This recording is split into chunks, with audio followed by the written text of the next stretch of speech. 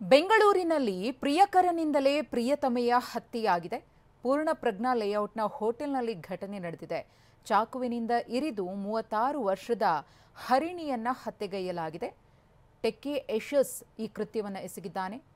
ಆರೋಪಿ ಯಶಸ್ ಜೊತೆ ಅನೈತಿಕ ಸಂಬಂಧವನ್ನು ಹೊಂದಿದ್ದ ಹರಿಣಿ ತುಂಬಾ ದಿನ ಸಿಗದಿದ್ದಕ್ಕೆ ಹುಚ್ಚನಂತಾಗಿದ್ದ ಪ್ರಿಯಕರ.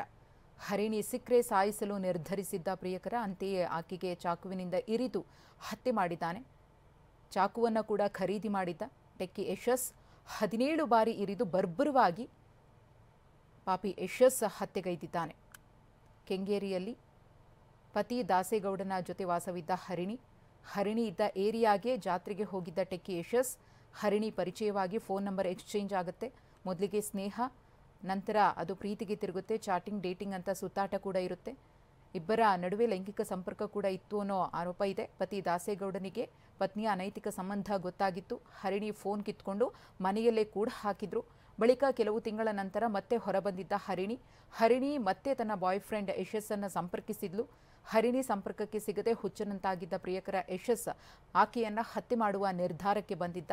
ಮಾತಾಡಬೇಕು ಬಾ ಅಂತ ಹೇಳಿ ಕರೆದಿದ್ದಾನೆ. ಅಂತೆಯೇ ಮನೆಯಲ್ಲಿ ಯಾರಿಗೂ ಕೂಡ ಹರಿಣಿ ಹೇಳದೆ ಈತನನ್ನ ಭೇಟಿಯಾಗೋದಕ್ಕೆ ಹೋಗಿದ್ದಾಳೆ. ಈ ಸಂದರ್ಭದಲ್ಲಿ ಆಕೆಗೆ ಚಾಕುವಿನಿಂದ ಇರಿದು ಕೊಂದಿದ್ದಾಳೆ.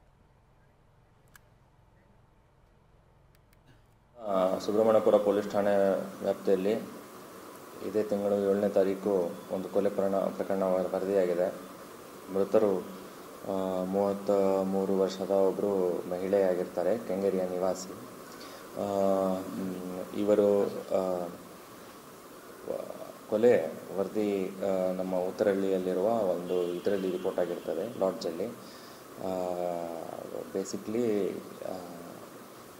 ಅವರ ಗೆಳೆಯ ಸ್ನೇಹಿತರು ಯಾರಿರ್ತಾರೆ, ಯಾರ ಜೊತೆ ಇರ್ತಾರೆ ಅವತ್ತಿನ ದಿನ ಸಂಜೆ ಅವರೇನೇ ತನಿಖೆಯಲ್ಲಿ ಕಂಡು ಬಂದಿದ್ದ ಅಂಶ ಅಂದರೆ ಅವರೇನೇ ಅವ್ರಿಗೆ ಚಾಕು ಚುಚ್ಚಿ ಸಾಯಿಸಿರ್ತಾರೆ ಅಂತ. ಏನಕ್ಕೆ